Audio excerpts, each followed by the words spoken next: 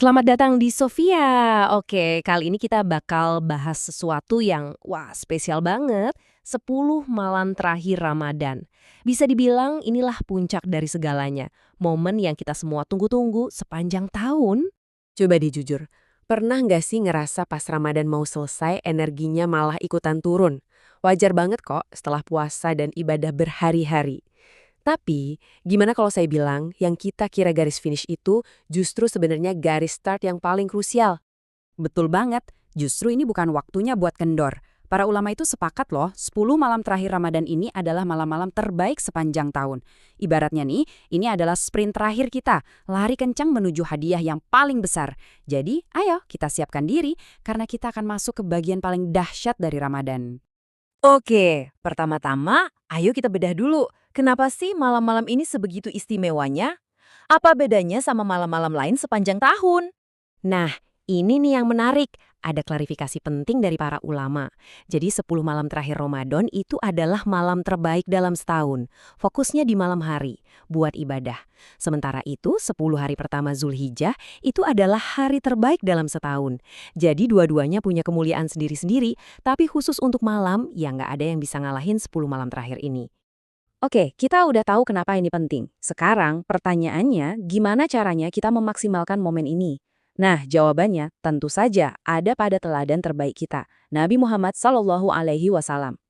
Jadi ada 3 hal spesifik yang beliau lakukan. Pertama, mengencangkan ikat pinggang. Ini kiasan ya, artinya beliau benar-benar mengenjat ibadahnya ke level yang paling maksimal. Kedua, beliau menghidupkan malam. Maksudnya, beliau nggak tidur sama sekali. Sepanjang malam dipakai buat ibadah. Dan yang ketiga, ini yang indah banget, beliau membangunkan keluarganya. Nggak sendirian, tapi mengajak orang-orang tercinta buat sama-sama meraih berkah. Dan inilah amalan puncaknya, i'tikaf. Nabi itu nggak pernah sekalipun melewatkannya. Coba bayangin deh, kita ninggalin semua urusan dunia, kerjaan, sosmed, nonton, dan kita menyendiri di masjid, fokus 100% buat ibadah. Ini cara paling jitu buat bener-bener tenggelam dalam koneksi spiritual dan ngekat semua distraksi. Sekarang kita masuk ke inti dari 10 malam terakhir ini. Puncaknya dari puncak, yaitu perburuan satu malam yang paling agung, paling powerful sepanjang tahun. Pasti udah sering denger kan Lailatul Qadar? Tapi, apa sih sebenarnya Lailatul Qadar itu? Kenapa satu malam ini bisa mengubah segalanya? Jawabannya, jujur ini bikin merinding.